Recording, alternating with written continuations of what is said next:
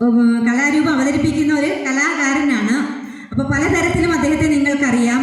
അദ്ദേഹത്തെ ഈ വേദിയിലേക്ക് ഞാൻ ഹാർദമായി സ്വാഗതം ചെയ്യും.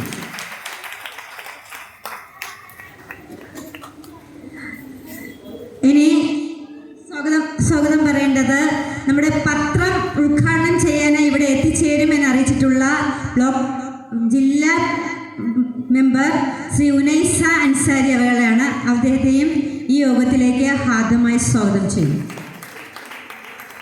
ഇനി സ്വാഗതം പറയേണ്ടത് നമ്മുടെ PTA പ്രസിഡന്റ് ശ്രീ ഗിരീഷ് കുമാർ അവர்களാണ്. അദ്ദേഹത്തെയും ഈ യോഗത്തിലേക്ക് സ്വാഗതം ചെയ്യും.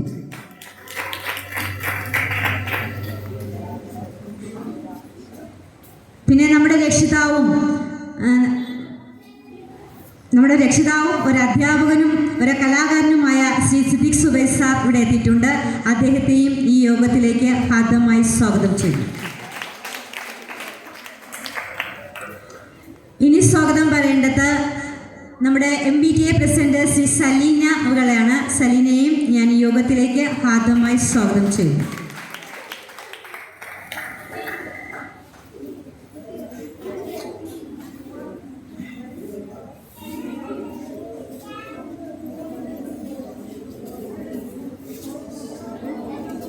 നമ്മുടെ സീനിയർ അസിസ്റ്റന്റ് ശ്രീ ദിവ്യ ടീച്ചർ ഈ യോഗത്തിൽ ആശംസകൾ അർപ്പിക്കാൻ എത്തിയിട്ടുണ്ട്. അദ്ദേഹത്തെയും ദിവ്യ ടീച്ചറിനെയും ഞാൻ ഈ യോഗത്തിലേക്ക് ഹാർദമായി സ്വാഗതം ചെയ്യും. ഇനി സ്വാഗതം പറയേണ്ടത് ഇവിടെ അവതരിപ്പിക്കാനായി ഇവിടെ എത്തിച്ചേർന്നുകൊണ്ടിരിക്കുന്ന നമ്മുടെ പ്രിയ രക്ഷിതാക്കളെയാണ്. എല്ലാ രക്ഷിതാക്കളെയും ഞാൻ ഈ യോഗത്തിലേക്ക് ഹാർദമായി സ്വാഗതം ചെയ്യുന്നു. ഇനി അമ്മമാരുടെ അച്ഛന്മാരുടെ പരിപാടികൾ കാണാനായി എത്തിച്ചേർന്ന നമ്മുടെ കുട്ടികളുണ്ട്, നമ്മുടെ വിദ്യാർത്ഥികളെത്തും. അവരെയും ഞാൻ യോഗത്തിലേക്ക് ഹാർദമായി സ്വാഗതം ചെയ്യും. പിന്നെ ഈ പ്രോഗ്രാമിൻ്റെ വിജയത്തിനായി അക്ഷീണം ശ്രമിച്ച എൻ്റെ സഹപ്രവർത്തകർ, എല്ലാ സഹപ്രവർത്തകരെയും ഈ യോഗത്തിലേക്ക് ഹാർദമായി സ്വാഗതം ചെയ്യുന്നു. ആരെയെങ്കിലും പേരെടുത്ത് പറയാൻ വിട്ടുപോയിട്ടുണ്ടെങ്കിൽ എല്ലാവരെയും ഒരിക്കൽ കൂടി സ്വാഗതം ചെയ്തുകൊണ്ട് ഞാൻ എൻ്റെ കർത്തവ്യം അവസാനിപ്പിക്കുന്നു.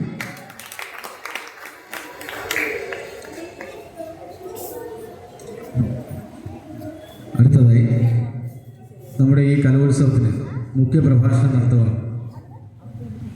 ശ്രീ മണികണ്ഠൻ തോന്നകൽ. അദ്ദേഹത്തെ ആദരപൂർവ്വം ക്ഷണിച്ചുകൊള്ളുന്നു.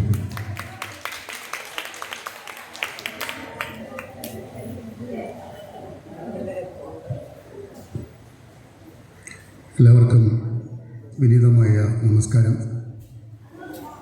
ഈ യോഗത്തിൻ്റെ അധ്യക്ഷനും SMC ചെയർമാനുമായ ശ്രീ അജി പാച്ചറ, അതുപോലെ തന്നെ സ്വാഗതം ആശംസിച്ച ഹെഡ് മിസ്ട്രസ് ശ്രീമതി ഷീബ, ഈ യോഗം ഉദ്ഘാടനം ചെയ്യാനായി ഇവിടെ എത്തിച്ചേരുന്ന പ്രിയപ്പെട്ട S ഹരികുമാർ സാർ, സ്കൂൾ പത്രം പ്രകാശനം ചെയ്യുന്ന ശ്രീമതി ഉനൈസ അൻസാരി, അതുപോലെ ആശംസകൾ അർപ്പിക്കുന്ന Shri K Soman sir, Shrimati Salina N, Shrimati നന്ദി രേഖപ്പെടുത്തുന്ന ദിവ്യാറാണി, അതുപോലെ എൻ്റെ പ്രിയ സുഹൃത്ത് സിദ്ദിഖ് സുബൈർ.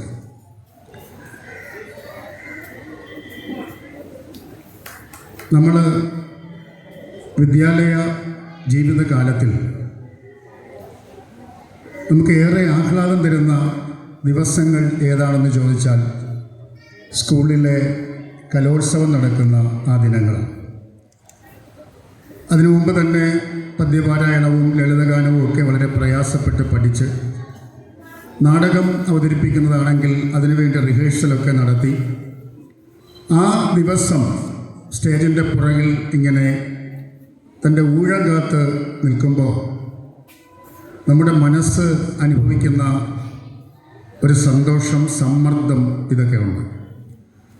അത് നമ്മുടെ സ്കൂൾ വിദ്യാഭ്യാസ കാലത്ത് കിട്ടുന്ന ഒരു വലിയ അനുഭൂതിയാണ്, പിൽക്കാലത്ത് ഓർത്തു വയ്ക്കാൻ കഴിയുന്ന ഒരു വലിയ ഈടുവയ്പ്പുമാണ്.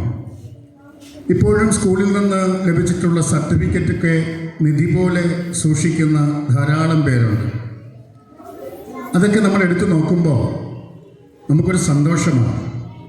എന്നാൽ സ്കൂൾ വിദ്യാഭ്യാസ കാലം കഴിഞ്ഞ് കോളേജ് തലത്തിലൊക്കെ എത്തുമ്പോൾ മത്സരത്തിൻ്റെ പിരിമുറുക്കം ഒന്ന് കൂടുന്നു എന്നുള്ളതല്ലാതെ ഈ കുട്ടിക്കാലത്ത് സ്കൂളിൽ നമ്മൾ അനുഭവിച്ച ഒരു ആത്മസംഘർഷം, ഒരു അനുഭൂതി നമുക്ക് പലപ്പോഴും ആസ്വദിക്കാൻ കഴിയില്ല.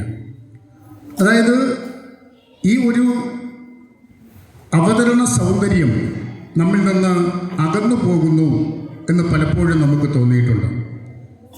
എന്നാൽ ഇന്ന് അങ്ങനെയല്ല. ഇന്ന് അതിനെ തിരിച്ചു പിടിക്കാൻ വേണ്ടിയാണ് പല സ്കൂൾ കൂട്ടായ്മകളും രൂപം കൊള്ളുമ്പോൾ ഈ കൂട്ടായ്മയിലൂടെ തങ്ങൾ കുട്ടിക്കാലത്ത് ചെയ്യാൻ കഴിയാതെ പോയ കവിതാപാരായണവും കലാവതരണവും ഒക്കെ അവരവതരിപ്പിക്കുന്നു.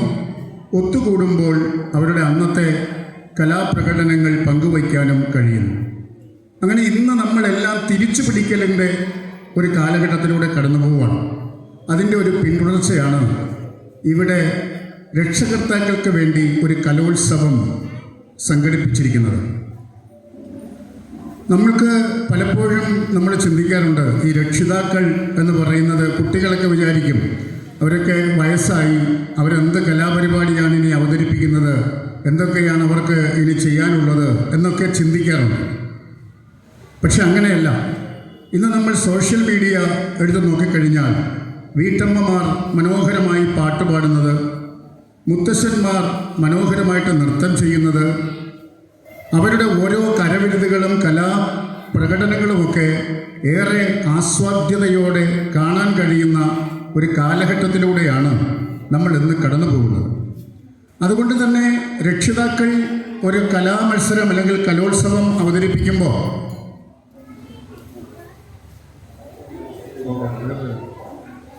അതിന് അതിൻ്റേതായ ഒരു സൗന്ദര്യമുണ്ട് എന്ന് ഞാൻ വിശ്വസിക്കുകയാണ്.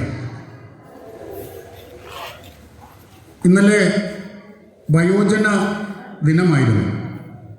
പത്രങ്ങളിലൊക്കെ നിങ്ങൾ കണ്ടു കാണും. 25 വർഷം കൂടി നമ്മുടെ ആയുർദൈർഘ്യം കൂടിയിരിക്കുകയാണ്.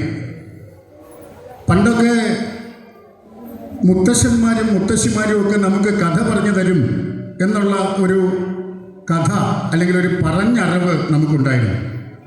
പക്ഷെ അന്നത്തെ ഈ മുത്തശ്ശന്മാരും മുത്തശ്ശിമാരും എന്ന് പറയുന്നത് ഒരു 50-55 വയസ്സിനകത്ത് ഉള്ളവരായിരുന്നു എന്ന് നമ്മൾ പലപ്പോഴും തിരിച്ചറിയുന്നില്ല.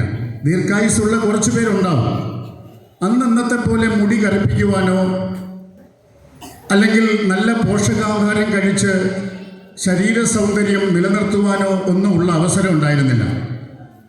ഒരു പുരുഷനാണെങ്കിൽ 20-21 വയസ്സിനകത്ത് അവൻ കല്യാണം കഴിക്കുന്നു. അവനൊരു 40 വയസ്സാകുമ്പോൾ അവൻ്റെ മകളെ വിവാഹം ചെയ്ത് അയക്കുന്നു, അല്ലെങ്കിൽ മകൻ കല്യാണം കഴിക്കുന്നു.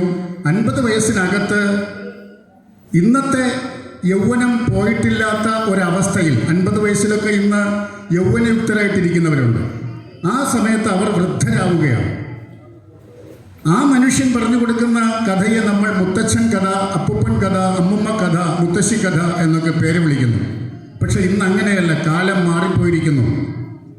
പക്ഷെ ഈ വിദ്യാഭ്യാസ രംഗത്ത് കൂടി ഇതിൻ്റെ മാറ്റം കൊണ്ടുവരണം, അല്ലെങ്കിൽ രക്ഷിതാക്കൾ സ്കൂളുകളിൽ കൂടി അവരുടെ ഇടപെടൽ നടത്തണം എന്നതിൻ്റെ ഒരു തെളിവാണ് ഈ സ്കൂൾ വേദിയിൽ രക്ഷകർത്താക്കൾ അവരുടെ കലാപരിപാടി അവതരിപ്പിക്കുന്നു എന്നുള്ളത്. അത് വളരെ ശ്ലാഘനീയമായ മാതൃകാപരമായ ഒരു പ്രവർത്തനമാണ് എന്നാണ് ഞാൻ വിശ്വസിക്കുന്നത്. ഈ പരിപാടിയെക്കുറിച്ച് ഞാൻ ഇന്നലെ ഇതിൻ്റെ ഒരു സ്റ്റാറ്റസ് ഇട്ടിരുന്നപ്പോൾ ഒരുപാട് പേര് എന്നെ വിളിച്ച് ചോദിച്ചു, ഇത് ഏത് സ്കൂളിലാണ്, എന്താണ് പരിപാടി എന്നൊക്കെ ചോദിക്കുകയുണ്ടായി. അതായത് ഒരുപാട് പേര് കൗതുകത്തോടു കൂടി നോക്കിക്കാണുന്ന ഒന്നാണിത്. പക്ഷെ പലപ്പോഴും ഈ കലാപ്രകടനങ്ങൾ അവതരിപ്പിക്കുമ്പോഴും ഇതിലെത്തുന്നതൊരു ന്യൂനപക്ഷം രക്ഷിതാക്കളാണ് എന്നെനിക്ക് തോന്നുന്നു. ഒരുപക്ഷെ അവർ മേക്കപ്പ് ചെയ്യുകയാവാം. എങ്കിലും എനിക്ക് അങ്ങനെ ഒരു തോന്നലുണ്ട്. കാരണം ഈ സ്കൂളിൽ പഠിക്കുന്ന വിദ്യാർത്ഥികളെ പ്രതിനിധീകരിച്ച് ബഹുഭൂരിപക്ഷം രക്ഷിതാക്കളും എത്തിയിട്ടുണ്ടോ എന്നുള്ള കാര്യത്തിൽ സംശയമാണ്. അത് രക്ഷിതാക്കളായ നമ്മൾ പലപ്പോഴും, ഞാൻ ഉൾപ്പെടെ പലപ്പോഴും പലതിനെയും ഒരു നിസ്സാരവൽക്കരിച്ച് കാണുന്നതിൻ്റെ ഭാഗമാണ്. നമ്മൾ ഇന്നലെ ജീവിച്ച രക്ഷിതാക്കളായ നമ്മൾ ഇന്നത്തെ കാലത്ത് നിന്നുകൊണ്ട് നാളത്തെ തലമുറയ്ക്കുള്ള കുട്ടികളെയാണ് വാർത്തെടുക്കാൻ ശ്രമിക്കേണ്ടത്. പക്ഷെ ഇത് മനസ്സിലാക്കാതെ പല രക്ഷിതാക്കളും ചെയ്യുന്നത്, ഇന്നലെ ജീവിച്ച രക്ഷിതാവ് ഇന്നത്തെ തലമുറയെ താൻ താൻ ജീവിച്ച സാഹചര്യങ്ങളിലേക്ക് തിരിച്ചു കൊണ്ടുവരാൻ 100 ഉദാഹരണങ്ങൾ പറഞ്ഞ് ശ്രമിക്കുകയാണ്. ഞങ്ങളുടെ കാലത്ത് അങ്ങനെയായിരുന്നു, ഞങ്ങളുടെ കാലത്ത് ഈ മൊബൈൽ ഫോണൊന്നും ഉണ്ടായിരുന്നില്ല, എപ്പോഴും ഞങ്ങളിൽ നോക്കിക്കൊണ്ടിരിക്കുമായിരുന്നില്ല, ഞങ്ങൾ പട്ടിണി കിടന്നാണ് പഠിച്ചത് എന്നൊക്കെ പറഞ്ഞിട്ട് താൻ അനുഭവിക്കുകയോ മറ്റുള്ളവർ അനുഭവിച്ചു എന്ന് പറഞ്ഞു കേൾക്കുകയോ ചെയ്ത കാര്യങ്ങൾ സ്വന്തം കുട്ടികളെ നന്നാക്കാൻ വേണ്ടി ഇത് തൻ്റെ അനുഭവമാണ് എന്ന് സാക്ഷ്യപ്പെടുത്തിക്കൊണ്ട് പറയുമ്പോൾ കുട്ടിയുടെ യഥാർത്ഥ സ്വഭാവ രൂപീകരണമല്ല, അല്ലെങ്കിൽ ആ കുട്ടിയുടെ ജീവിതത്തിൽ നന്മ പകർന്നു കൊടുക്കൽ മാത്രമല്ല ആ രക്ഷിതാവ് ചെയ്യുന്നത് എന്ന് കൂടി നമ്മൾ മനസ്സിലാക്കണം. ഇന്ന് ജീവിക്കുന്ന കുട്ടികളെ മത്സരത്തിൻ്റെ ലോകമായ ഭാവി തലമുറയുടെ സത്യങ്ങൾ, അതിൻ്റെ ജീവിത യാഥാർത്ഥ്യങ്ങൾ, അവിടെ സംഭവിക്കുന്ന മത്സരങ്ങൾ, അതൊക്കെ മനസ്സിലാക്കിക്കുവാൻ വേണ്ടിയിട്ടാണ് വിദ്യാസമ്പന്നരായിട്ടുള്ള സംസ്കാര സമ്പന്നരായിട്ടുള്ള ഒരു രക്ഷിതാവ് ശ്രമിക്കേണ്ടത്. അല്ലാതെ താൽക്കാലികമായിട്ട് താൻ അനുഭവിച്ച സങ്കടമൊക്കെ പറഞ്ഞ് കുട്ടികളുടെ മനസ്സിനെ പിന്നോട്ടടിക്കുകയല്ല വേണ്ടത്. അതുകൊണ്ട് തന്നെ ഏത് പ്രായത്തിൽ നമ്മൾ എത്തപ്പെട്ടാലും ഒരു ദീർഘവീക്ഷണം നമുക്ക് എപ്പോഴും ഉണ്ടായിരിക്കണം. അങ്ങനെയുള്ളവരെയൊക്കെയാണ് ഇന്നലെ നമ്മൾ പത്രത്തിലൂടെ കണ്ടത്. 81 വയസ്സായൊരു മുത്തശ്ശി സൗന്ദര്യ മത്സരത്തിൽ പങ്കെടുക്കുന്നു. ഇപ്പോൾ മഞ്ജു വാര്യർ എന്ന് പറയുന്ന കലാകാരിയുടെ അമ്മ ക്യാൻസർ രോഗത്തിനെ അതിജീവിച്ചുകൊണ്ട് നൃത്തം പരിശീലിക്കുകയും ഗുരുവായൂർ അമ്പലത്തിൽ നൃത്തം അരങ്ങേറുകയും ചെയ്തു. അവരൊരു പുസ്തകം പ്രകാശനം ചെയ്തു. റിട്ടയറായിട്ടുള്ള ഉദ്യോഗസ്ഥന്മാർ നിരവധി പേർ അവരുടെ കലാപ്രകടനങ്ങളുമായിട്ട് മുമ്പോട്ട് പോകുന്നു.